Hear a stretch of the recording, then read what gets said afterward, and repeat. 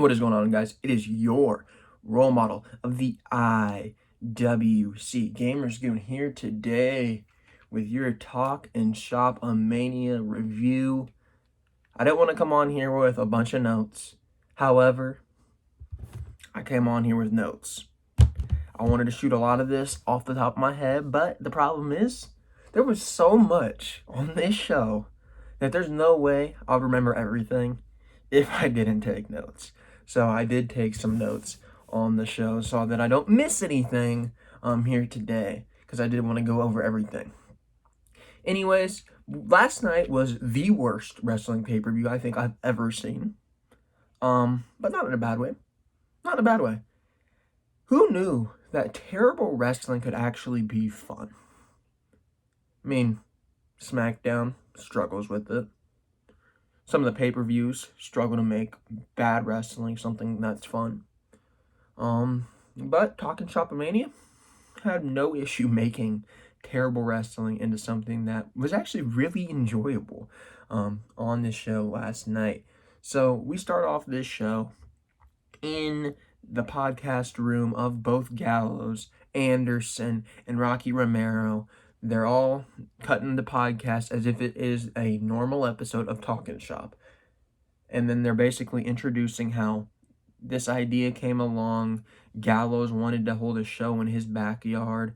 They all ended up going to Gallows' house, and this is going to be a terrible night. So please, if you are of legal age, get drunk, get high, get whatever you need, because let's be honest, if you're taking this show way too serious, you're probably not going to have a great time, because you're probably going to see a lot of things on this show that a normal sane person ain't going to like.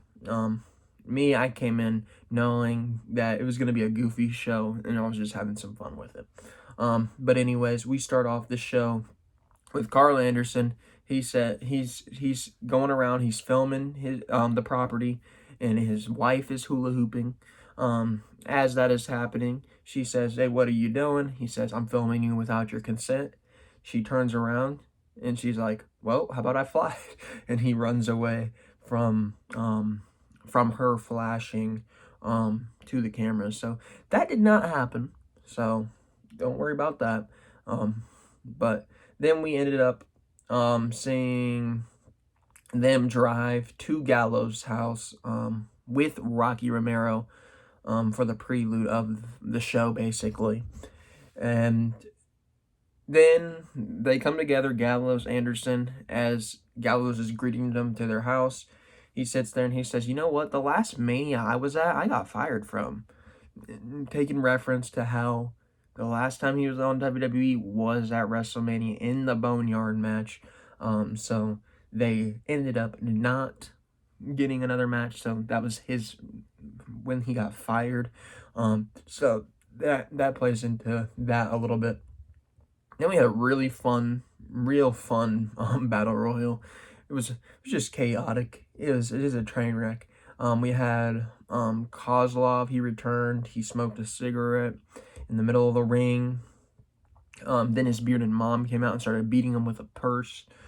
What else do we have? We had Freight Train come on out. He eliminated a lot of people. We had Pillman Jr. come on out. He had a few decent moves. He had a good back and forth with Sarge. I don't know what his name is after that. I just know they called him Sarge something. But he had a lot of good stuff with him for a little spot. So Pillman doing a little bit of actual wrestling on a wrestling show. And then Chavo Guerrero on commentary was absolutely hilarious. He sits there and he's just whining and crying about his boy that entered the match, Chico. Chico comes on in. Chico ends up winning the 24/7 championship for TalkNShopAMania. And then Chavo's like, "I hate that guy. I hate him. I want to kill him. I want to kill him. I don't think you remember, we had heat back in the day. His family and my family, we don't get along." Guerrero just really putting Chico over as a heel to his babyface. Or in this situation, a babyface to his heel, kind of. I don't know which one was which, really, because they're both kind of on the edge of being heels. It was really interesting. Then we had a contract on a tree match between Frankie Coverdale and Paul E. He was the nature boy, so Ric Flair made an appearance. Not really, but he pulled up in a red Corvette, a nice red Corvette with the word "woo" plastered all over it. Really slow start to the match, and then we had Gallows and Anderson on commentary saying, you know what, this match sucks. Let's go on to the next one. So they just skipped this match completely, and then they'll show about it later, but they just skipped this match completely. And then we go on to, I don't even know who it was. We had it was like an Extreme Rules type of match. I don't know who they were, but those two, they were fighting, and then they were like, you know what, this ain't good either. Let's move it on again. So they saw Sex Ferguson talking to his agent. And then we go on, and we're back in the ring, and Teddy Promo is there. He walks down, he says, "Where's my money?" The guy's like, "I don't have your money." And he's like, "So you're the wrong guy, okay." Then he goes down, he says, "You know what, I think it's time for some tag team matches, players." We had the 80s Russians going against the Jungle Kittens at the beginning. And they said that the Jungle Kittens were Paul E's kids. Easy win for the 80s Russians, real quick and easy for them. Then we have Teddy Long back out. He says, "You know what, I think we need to spice it up. I think we need to get the 90s in here to get this shit right." And then we have the Flock come on out, and they take out both of the teams that were already in the ring. Then we had D'Lo Brown come out. Then he goes after one of the 80s Russians. Then we had Rhino come on out. He delivers a gore to both of the 80s Russians. Then we had Pillman Jr. come on out, and he takes the Jungle Kittens and one of the 80s Russians with him, takes them out. So everybody's just going at the two teams that were in the match. Then we had Rimjob come on out, and he was celebrating and just vibing in the ring. Then Chavo Guerrero came out riding on a horse, one of those toy horses. Guerrero then frog splashed into Rimjob. Then we had Willie Mack come on out, and he and Guerrero had a moment in the ring. They're about to do the Stone Cold Steve Austin beers together. Anderson had to leave the desk to hand them the beers. Can't throw them because of sponsorships. So he handed them the beers. They both cracked open a beer. And then Willie Mack hit the stunner onto Guerrero. And then he's drinking the beer in the ring. Then Anderson had to, after this, Anderson went to talk to his agent, or actually to Sex Ferguson's agent.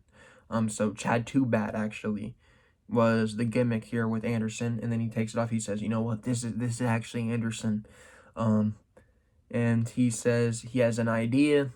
He goes on and tells the agent the idea, and then the agent says, "You know what? I think Anderson might have a point here," and then he goes on back on the phone with whoever he was on the phone with. So Anderson trying to steal Sex Ferguson's agent here. Then we had Roy Fox come in here and he asked for revenge on Matt Cardona, because 11 years ago they faced off, and Cardona ripped off his trunks and it killed his career. He says, "Get out here, Cardona." Brian Myers comes on out, and he says he's got a star ready to face him. It's not Ryder, but it is a star, and it's Swoggle Dona, also known as Swoggle Ryder. Fox gets really emotional in this match. Myers comes on in and aids Swoggle into a frog splash, a very weak-looking frog splash, and then Swoggle ends up picking up the victory over Roy Fox, my bad. And then after he pins him, he rips off the pants, and Roy Fox is sitting there in the skinniest underwear. It's amazing. It was a stupidly funny. It was just a weird get up from Fox, and it was really funny. Next, we had the loser. Actually, they come on here and they said, "You know what, the loser," it was an Extreme Rules match earlier with the two people, I don't remember their names. It was a hardcore match, and they said, "You know what, it doesn't even matter. The loser of this match was Doc Gallows for booking these two idiots." Then we had Guerrero come on out. he came in on Chico lifting weights. Chico's sitting there trying to lift weights. Guerrero says, you know what, let me be a spotter. Chico doesn't know it. And then he pushes the weight down on Chico's neck. He says, you're gonna die, Chico. Then he pushes Chico into a sauna, locks him in the sauna, telling him that he's gonna make him sweat to death. And they both sit there after he gets out of the sauna, saying they both respected each other's grandfathers. They said they prayed for him. Then they continued to fight. Chavo ended up winning the 24/7 championship. Then he walks out of the gym, if you will, and Chad Too Bad sitting there, and he pins Chavo for the title. Then we go back to the ring. We had Enzo cutting a promo. He says, it is a money haul, and Gallows won't make a dime off of this show. And then he goes on to say, it was so bad that Doc Gallows put himself over in the main event last night. So he's trying to spoil the main event of the show. And then we come back and nobody ended up winning the contract on a tree match from earlier. So nobody won. Then we had Chad Too Bad coming out for the main event with the Impact Good Brothers song for the Boner Yard match. His entrance, he came in a coffin, and then they dropped him, and then he's sitting there. He's sitting there. This is what I get for trusting Doc's minions. Go away, just get away. And then he says, I ain't scared. Then Sex Ferguson comes in, the Undertaker-esque beginning, has like the dong of the bell. Then a dude on a guitar sings Ferguson into the backyard, if you will. He drove in a four-wheeler into his entrance. And then this was just crazy. It was a lot of fun, a lot of everywhere. There was Slater was involved, Brian Myers was involved, Mike Bennett, Maria, the Rock and Roll Express. We had Bennett at one point give Sex Ferguson some pills, whatever they were, I don't know, but it started making Sex Ferguson beef up a little bit. We had Sex Ferguson throw Chad Too Bad towards the dirt, and Chad Too Bad is laying in the dirt, sees the hand of AJ Styles, Uncle Allen, popping out of the dirt. He says, Uncle Allen, you tried to save us in New York. I really appreciate you. I love you, man. And, I mean, the way Anderson went about saying that was just really good. And then we had the Rock and Roll Express pop up. That was some fun times. We had Chad Too Bad. He was dancing the salsa with Maria. He's like, Maria, and then started dancing with Maria until Gallows, aka Sex Ferguson, popped in and stopped that. And then she's like, hold on, I got 2 kids. I need to leave. I don't even know why I'm here. Then Ferguson and Too Bad teamed up on the Minions that carried out Chad Too Bad to the ring because they were trying to turn on them. Then Chad Too Bad goes to throw Ferguson into the woods, but then the Rock and Roll Express are sitting there with a gimmick table. They're selling some autographs. Enzo, he walks up. He says, you know what, I want to buy some. They say, you know what, for you it's $30. Normally it's 20, but for you it's 30. And then Enzo was throwing a fit about that. Then they walked into a super kick. Enzo walked into a super kick. Then Johnny Swinger shows up, saying that Sex Ferguson claims that Johnny Swinger is going through gimmick infringement, taking his gimmick from him. Then Chad Too Bad started doing karate on Ferguson. And then out of nowhere, Guerrero comes running by and chases Chico through the main event, shouting, I'm going to kill you. Then we had Chad Too Bad on the top of a car with Sex Ferguson. Sex Ferguson was going for the Undertaker tombstone. And Chad Too Bad farts in the face of Ferguson. I lost my spot. Then it cut away because they're both passed out. It cut away to the signing period between AEW, WWE, Impact, that period when they were last year when their contracts ended, what their situation was. They signed with AEW, but then they got a text from Paul Levesque, obviously Triple H, WWE. They called him the Fed. They're over there. They cut to being with the Young Bucks. They sit there. They make a deal. They're like, let's say a worldwide pandemic happens. Where are we going? Your friends got your back. They don't got your back. We got your back. And then they agree. 2 seconds later, he gets a text about a contract. He says, this is 7 figures. We're taking this deal. Then we all know that obviously they got kicked out. And then the Bucks at the end are like, wait, it doesn't even matter. They'll wind up in TNA anyways. So we already know that happened. Obviously that was filmed after. We all know what happened, but yeah. Next we had Ferguson come back from reality. He says he's sorry. Don't bury him because Anderson, aka Chad Too Bad, was planning to bury him in the dirt. He's sitting there, I want to become a babyface man. And then Too Bad ends up still pushing him into the dirt and buries him. Gallows comes up in a mask after.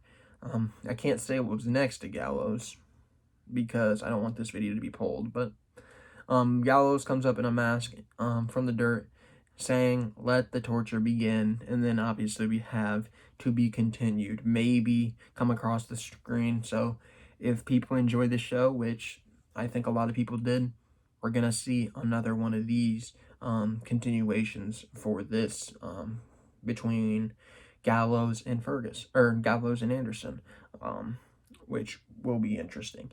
Like I said, not a good wrestling show at all, but it was a train wreck. It was 90 minutes, and it made me laugh at every turn.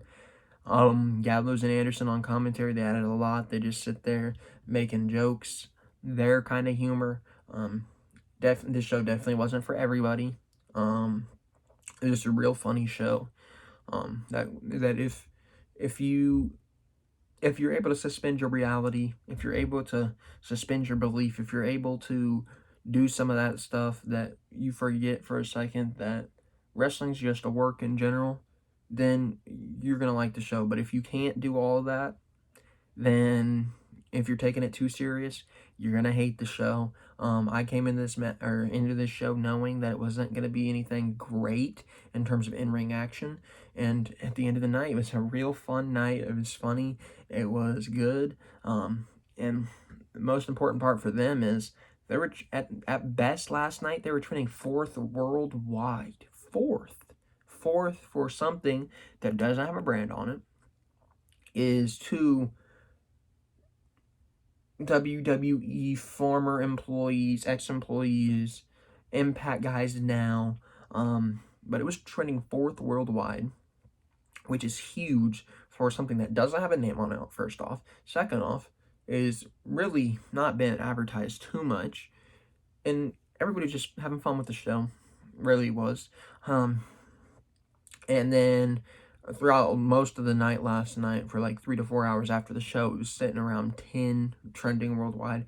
People were talking about the show, and that's exactly what they needed.